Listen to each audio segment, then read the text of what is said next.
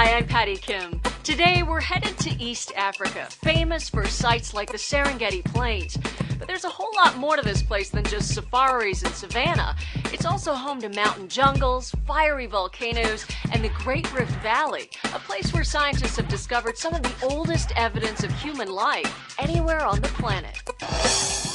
East Africa, a gateway to a whole other world. Among the most popular places to visit are Kenya and Tanzania. But more and more travelers are also heading to Uganda and Rwanda. And if you're open to exploring, check out Ethiopia. The high season takes place during the dry months, from June through August, and then from December to February. That's usually the best time to go on safari to spot wildlife. And you probably won't be disappointed.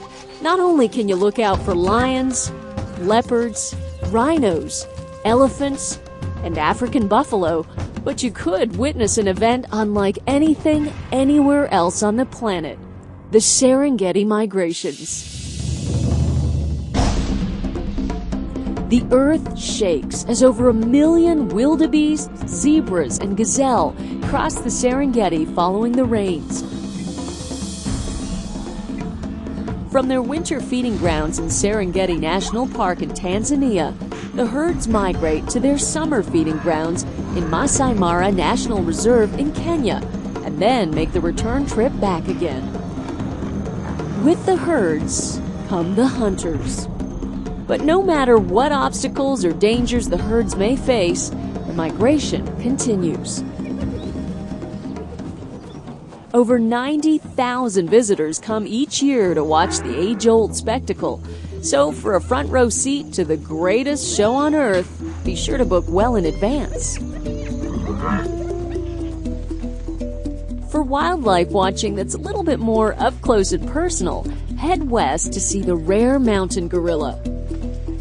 There are only about 700 of these creatures left on the planet. You'll find about half of them in Uganda, in Bwindi National Park. About 120 live in Rwanda, in Parc National des Volcans. The critically endangered mountain gorilla is a highlight of one of the world's richest ecosystems. Permits to see these fantastic creatures range from $250 to $500, and some of the money goes toward protecting this fragile habitat. Strict rules are in place controlling how close tourists can get and how much time they can spend with the gorillas. But even just a few moments of being within eyeshot of a mountain gorilla will be a thrill to last a lifetime. If you're interested in more trekking, how about climbing 19,000 feet? Tanzania hosts the continent's tallest mountain, Mount Kilimanjaro. From the nearby city of Arusha, you can hire guides and porters and set out for Kilimanjaro's snowy summit. To allow trekkers to adjust to the altitude, the climb takes about a week, but requires no special training or equipment, and the views all along the way are breathtaking. For something a little out of this world, head for the soda lakes of western Kenya. At Lake Bogoria, Nakuru, and Magadi, the salt water bubbles with steam and sulfur. Algae thrive in this harsh Eden, attracting millions of hungry flamingos.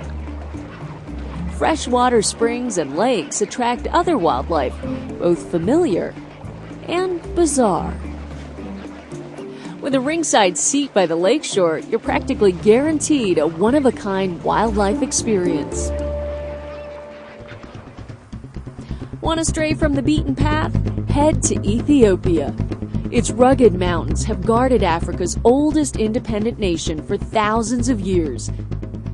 Near its northern border, the city of Aksum holds ruined palaces and towering obelisks from the Aksumite Empire.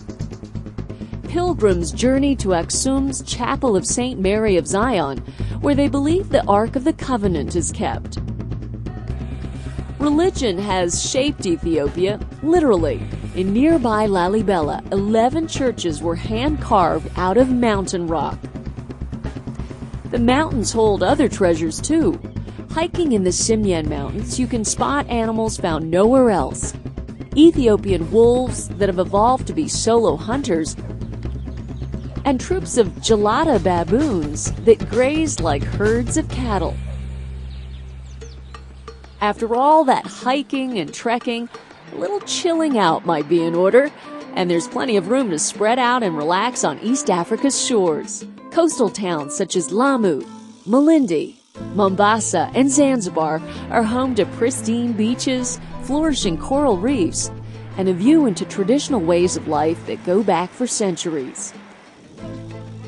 You'll find that English is widely spoken in many major tourist areas. Wear clothes that are light, long, and loose. They'll help protect you from the sun and fit in with local customs. Traveling on safari to remote locations is slow, so make sure to budget extra time for getting around the countryside. It'll be well worth it.